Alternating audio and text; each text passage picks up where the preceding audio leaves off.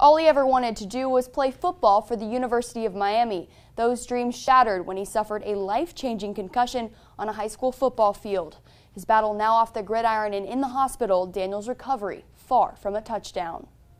Months of debilitating headaches with little relief in sight. Daniel forced to resort to marijuana to help deal with the pain. That was a revelation. He was very honest about that because he says, "Mom, I'm not a dope addict. I can have anything I want." He says, "But they help my headaches." Diana began to search for answers online, and she came across an article about a teenage boy, his name not published, who suffered many concussions from sports-related injuries. After struggling with crippling headaches and depression, the teen took his own life. Painful for the family, but an autopsy provided answers. Doctors diagnosing the late teen with CTE, chronic traumatic encephalopathy, a disease feared by athletes across the globe. The symptoms, if you want to call it that, are behavior that is erratic, negative behavior, cognitive issues that take you to making wrong decisions. It's a deterioration, it's a disease, and the behaviors that are surrounded by it sounded a little bit like what my son started going through. Diana kept searching for more answers and found another story, another boy, David Goldstein, who, much like Daniel, had suffered from multiple concussions. But David was getting better. He found relief in one place Diana hadn't looked yet. Daniel wanted to go to University of Miami, and maybe these are the people I haven't touched base with. Dr. Jillian Hotz of the University of Miami's U-Concussion program. It's that fragile brain in a whole bunch of fluid hitting the skull. Dr. Hotz is a behavioral neuroscientist, an expert in the field of concussions. Her U-Concussion program is one of the nation's leaders in providing specialized information and treatment for concussions. Dr. Hotz realized the dire nature of Daniel's case and scheduled an appointment just days after Diana made contact. I remember Dr. Hotz later on telling me that when Daniel walked into their clinic that day, this 16-year-old who years earlier was bright, energetic, loving, and living life, looked like an Alzheimer's patient. That day changed Daniel's life with a new diagnosis: injuries to 3 separate parts of his brain. Previous brain scans did not pick up on those injuries because there was no bleeding. He suffered more than a year without proper treatment. But that too changed. Daniel was swiftly placed on a strict regimen of rest. No more playing video games. He couldn't even text his friends. Try and tell that to a 16-year-old who's frustrated and mad and depressed as it is. So it was not easier, but at least now we had some direction of what to do. That direction was the first step.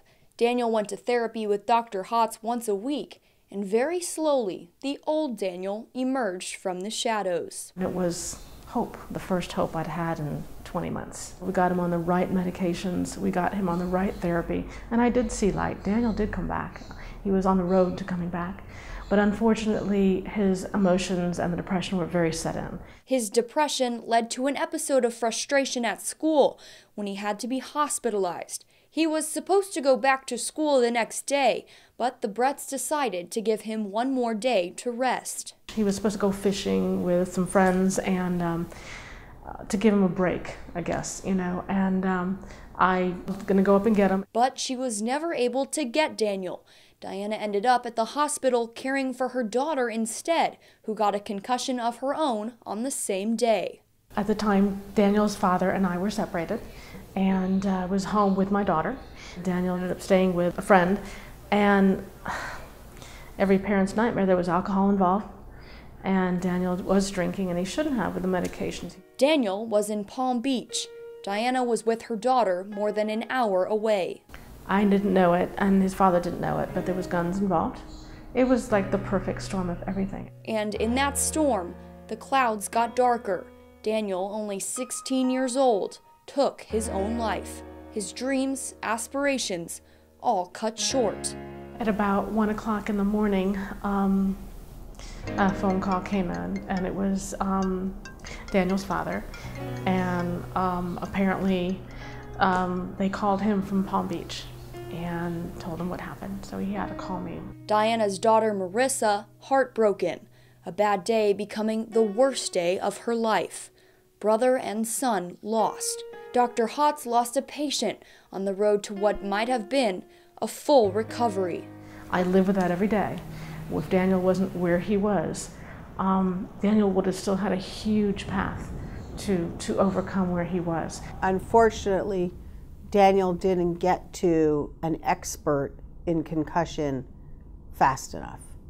That he suffered for about 1.5 years with all these symptoms. And then the other thing, Daniel didn't tell anybody. So he was afraid to speak up.